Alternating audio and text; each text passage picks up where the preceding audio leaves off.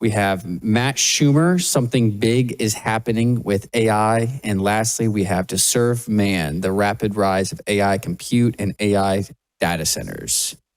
Patrick, you're on location traveling, but yes, we're still able to get a show in. Exactly. So I'm with Courtney Turner and her husband in Austin, Texas this week. We're cutting some spots on, well, 3 different shows that originated here in Austin, Texas. So here I am on location. Awesome. Well, let's go to this first story. Pentagon threatens to blacklist Anthropic over guardrails on military use. Now, this is after they've had this huge push with AI, right? Pete Hegseth said it's manifest destiny and putting out flyers. We want you to use AI, and they really pushed it, right? But now they have concerns with Claude. Is that right? Well, this is interesting because Hegseth wants AI to serve them, the military. Mm-hmm. They want to use AI to conquer our enemies. That's what they said, right? That's what he said. And so they're having a flap with Anthropic because they've violated the terms of use the military has with Claude software, their AI model. And so Anthropic has pushed back on the military. You can't do that with us. You know, we told you going in, you should not use our software for targeting people, for surveilling citizens of our country. And, well, so at this point, there's been a hissy fit at the Department of Defense to cut them off. So, and, you know, this is stranger than fiction. Who would have thought that kind of a liberal-leaning, not left-wing exactly, but, you know, they're on that side of the aisle.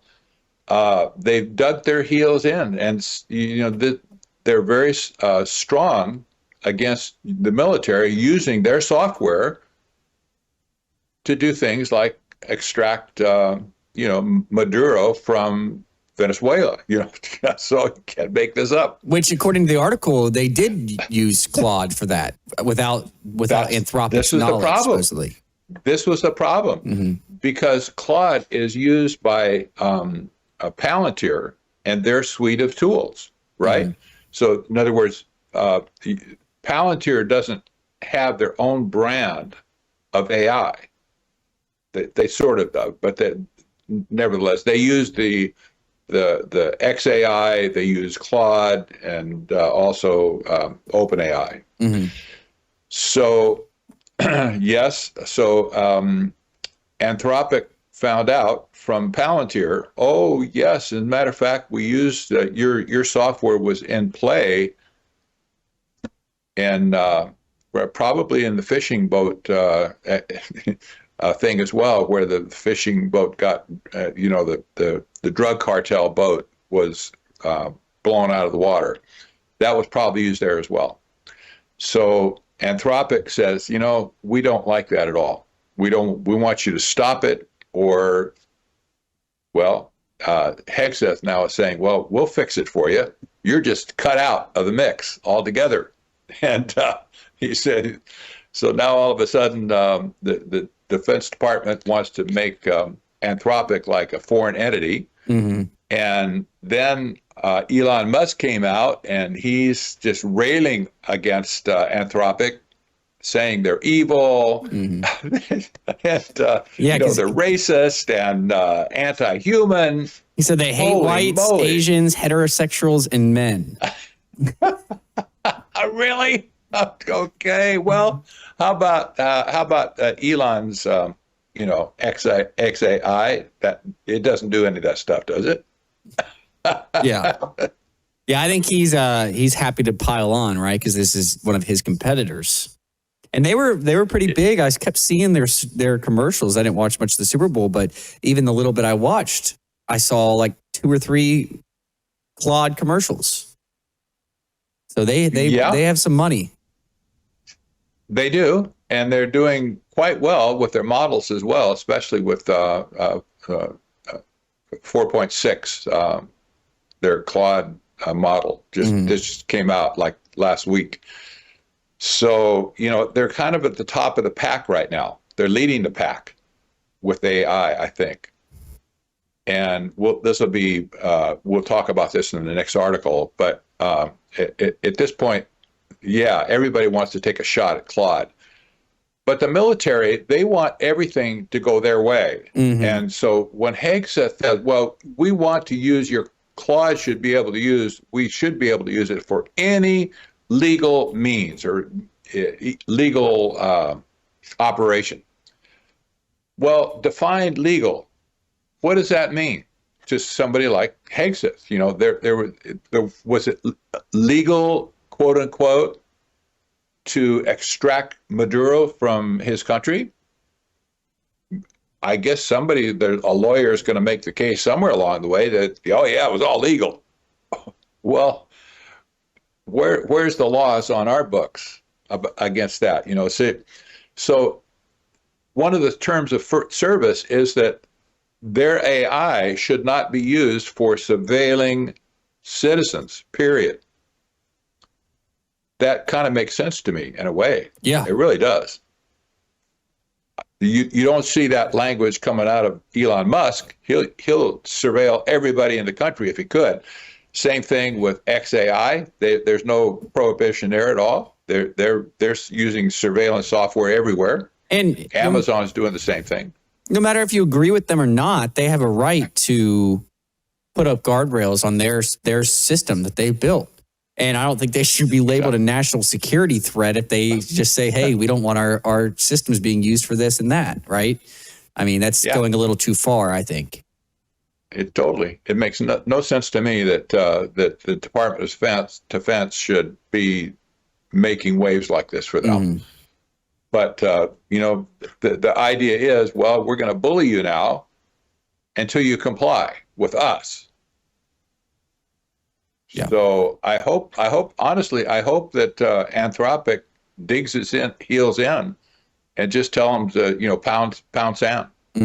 Yeah. Yeah. Well, it seems like it's heading that way, right? I mean, if they're going to hold strong or not, I guess we'll see. You want to move on to this next article?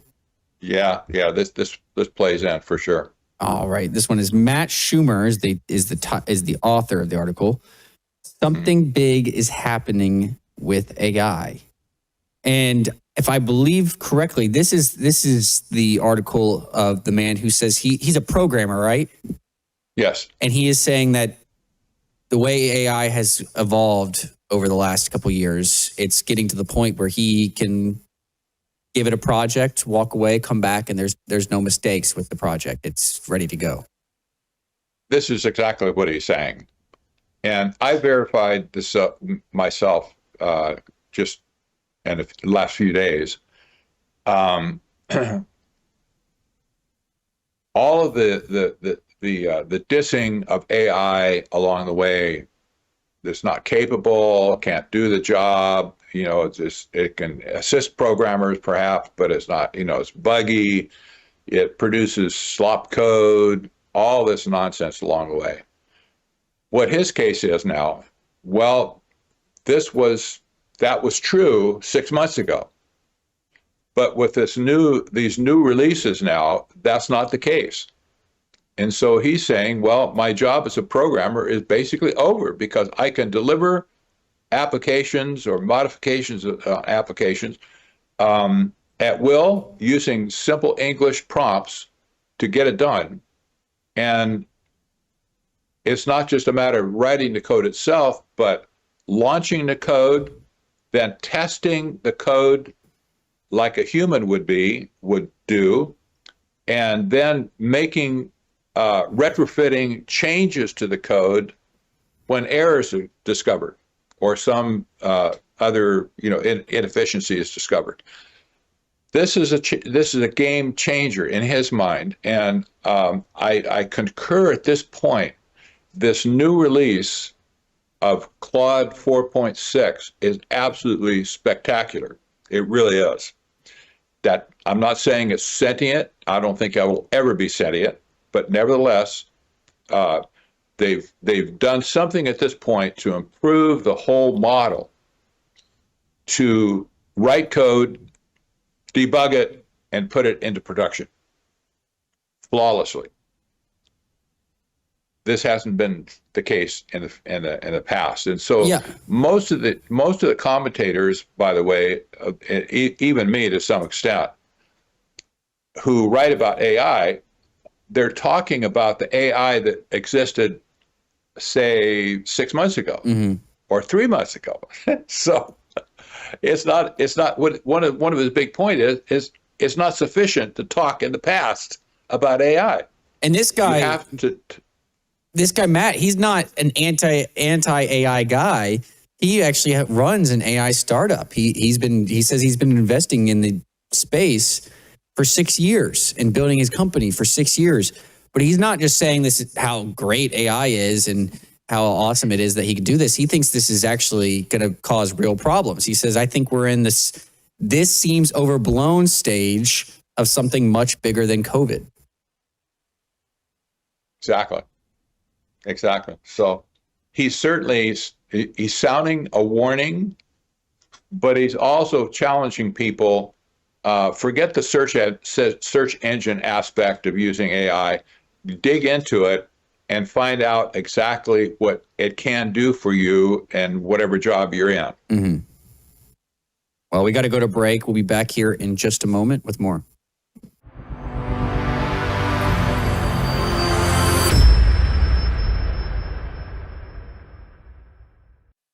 Go to worldviewtalk.com. Get your satellite phone like I have, because you know what? China is in on our power grid. That is a matter of proven fact.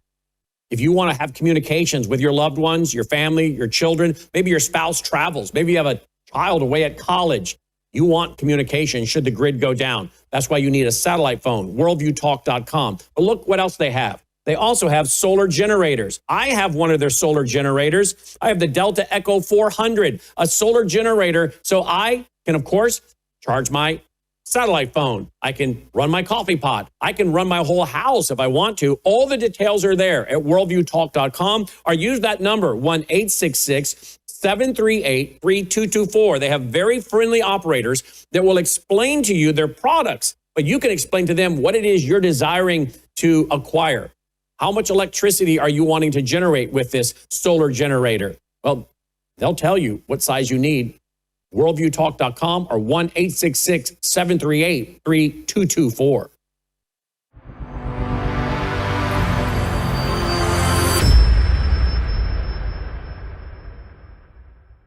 All right, welcome back from the break. We're picking back up on Matt Schumer's article on how advanced AI has become in the coding department. But he's not just talking about with coding and programming. He's kind of going across all jobs. And he says, I'm not writing this to make you feel helpless. I'm writing this because I think the biggest advantage you can have right now is simply being early to understand it, early to use it, early to adapt. Patrick, a lot of these jobs aren't there going to be almost a whole new industry of jobs of people who know how to use AI and implement it into businesses? Certainly that's the case. There will be many jobs that are outsourced, by the way. That's going to be inevitable. A massive switch of job classifications, if you will. But I'm in a position as a writer and a researcher and a former programmer, by the way, to test his findings out. And so I subscribed to Claude, the professional version of Claude, and I did an experiment. There's lots of similarities between just writing prose versus writing code. Programmers will say that's one of their favorite sayings is code is poetry. It's not really, but there's similarities. So if that's the case, well, writing prose is poetry as well. So in my case, you have to put every word in its proper place to convey visions and concept in your head. And just like programming, sentence structure, grammar, punctuation matters. All these things matter to coders as well. So I went ahead and just signed up for a pro account, and I just tested it. Just asked them questions. I uploaded some of my books into their model, and lo and behold, I found out exactly what he was talking about. It made sense out of my books, believe it or not, and it gave me some interesting conclusions on all my books. I put all my books, all 5 of them, into Claude 4.6. It was really stunning to me what happened at that point. Now, I'm not saying it's sentient. It didn't give me counsel or anything like that. Just, but it took the words that I've written in the past, and it could extrapolate from that point forward. And this is I'm not going to say exactly what I learned at that point, but my test just proved that what he's talking about was a real deal at this point. I don't think this is AGI or ASI necessarily, but if you look at the trajectory of AI at this point, well, it's going to be doubling. It's still doubling every 4 months. So it's going to be better a year from now. Yeah, and we've had stories better. We've had stories in the past where you've talked about people using it to create apps and stuff, where once it created the app, and if they wanted to make an update or change anything, the code was almost unreadable to a human programmer because it was writing in a different style, completely different style than a normal programmer would. But you're saying now, and he's saying that's not the case anymore. Exactly. Yeah. I think, this has been I talked to some other people who are programmers to validate as well. And they're saying the same thing at this point. This is a game changer at this point. And well, I'm sure we'll look back 4 months from now or 6 or 8 months from now, and we'll say, well, this was the start of the Stone Age. From here, it can only get better. And unless somebody stubs their toe and the whole industry just goes kaput. Maybe the money's going to dry up or something, and the whole thing's going to, cave on itself. I don't know. Well, they're still not really profiting, right? I mean, most of these AI companies are profiting, are they? No, but on the other hand, you have companies out there who have tons of revenue, like Google, for instance. They have tons of revenue to support their habit for Gemini. With their search engine. From other things. Yeah. Same thing with Meta. Meta has huge revenue streams. This is exactly how they supported all their AI activities with Meta. And then obviously Elon has enough money to keep it going. No kidding. He has enough money at this point, over probably $1 trillion at his disposal. It's, this guy could do whatever he wants, and he wouldn't have to have 1 penny of revenue from XAI to survive. He will get a lot of money, I'm sure, but I'm just saying he has a source of revenue other than AI itself. So the 2 lost leaders at this point, OpenAI, that could easily be bought out by Microsoft, for instance. Microsoft has lots of revenue all over the place. And Anthropic as well, it could be absorbed by another large company. And if it was, of course, their development would continue. Yeah. Yep. We have one last story here. We have 5 minutes left in the show. To serve man, the rapid rise of AI compute and AI data centers. And this is by you. And I think Indeed. the title is a little bit sarcastic, right? To serve man. This isn't to serve man, right? Yeah, exactly. This the parody here. There was a movie. There was an episode once upon a time called "To Serve Man." It was a Twilight Zone, 1962, I think it was, and the aliens had come to Earth, and nobody could understand their language. So, but they smiled and they said, "Well, we're here to give you. We're here to serve you, give you, advanced technology to make your life better, et cetera, et cetera." And so they were transporting all these people to their own planet with their spaceship, right? And a lady who was struggling to crack the code of their language, she all of a sudden discerned this book that they gave them was a cookbook for humans. It was in other words, to serve man meant they were going to serve them on the plate on their own planet.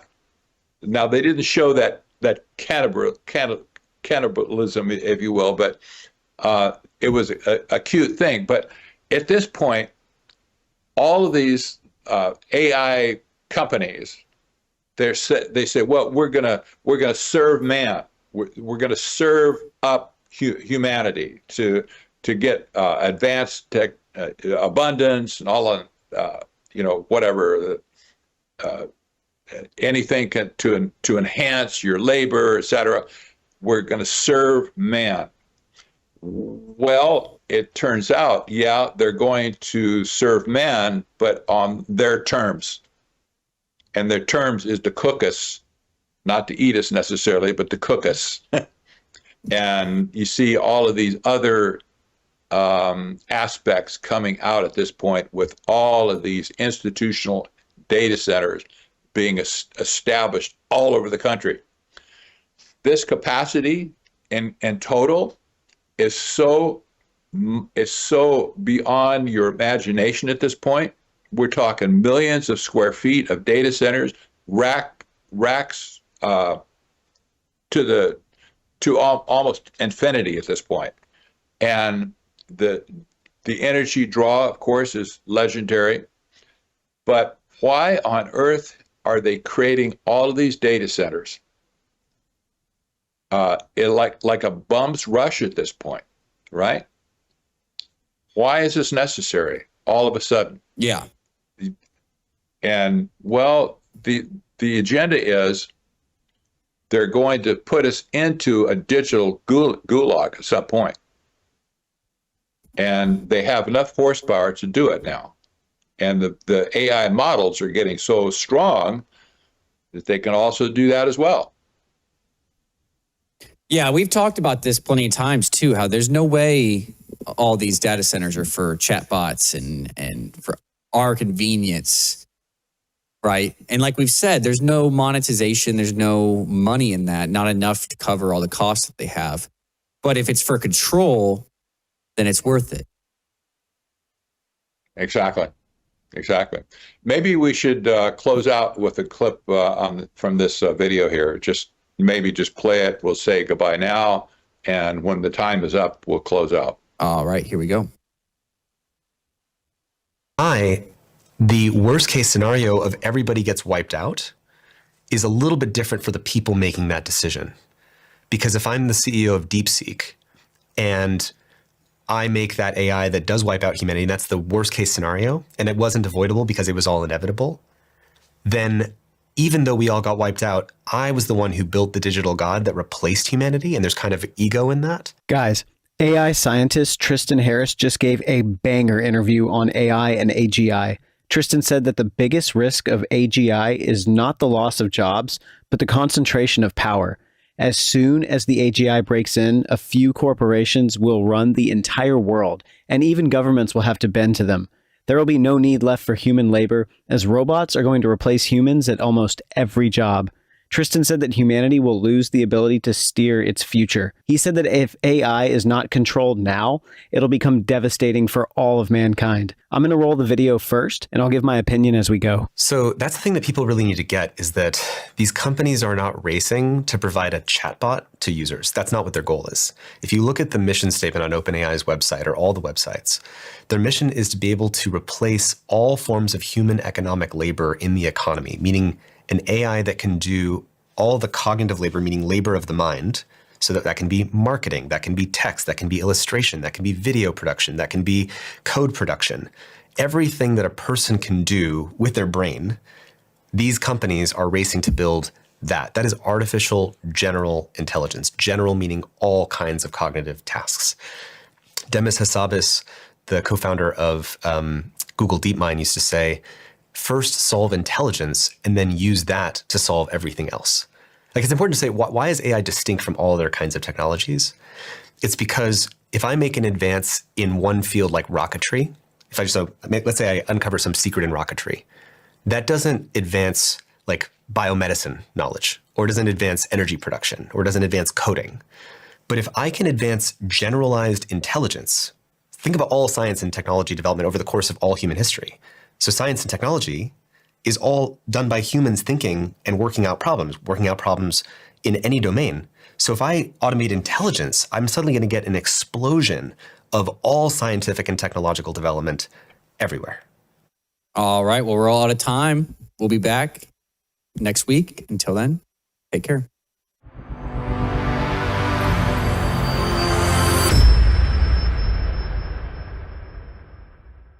You're watching Worldview 2, built on the 35 years of Worldview books, documentaries, research, high-profile interviews, and the radio and television broadcasts of Brannon House.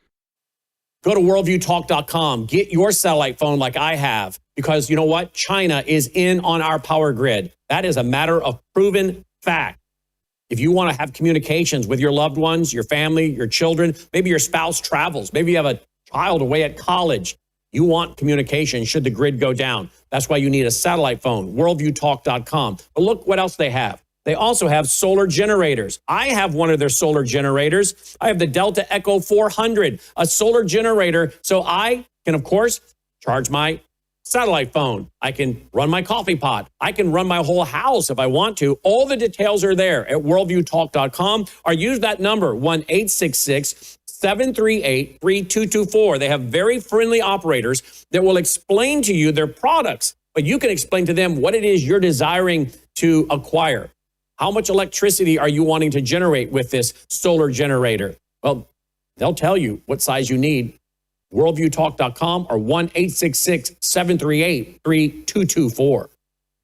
Life is too short to spend a single moment spinning in laundry worries. Take a load off your mind with the all-new Norwex Powerzyme laundry detergent. This natural detergent harnesses the power of enzymes and plant-based surfactants to leave fabrics fresh and clean without fillers, brighteners, synthetic fragrances, bleach, or harsh chemicals. So go ahead, have your cake and eat it too. More than ever, stressful stains have met their match. Powerzyme's fast-acting enzymes break down organic substances while natural surfactants loosen locked-in dirt and oil, removing residue, stains, and odors with ease. With 91% bio-based ingredients, this dermatologist-tested hypoallergenic formula is suitable for sensitive skin types and delivers a safe and effective clean that won't harm you or the planet's waterways. Less time spent worrying about laundry means you can focus on what truly matters. Norwex Powerzyme Laundry Detergent. Discover the power of nature and load up on confidence.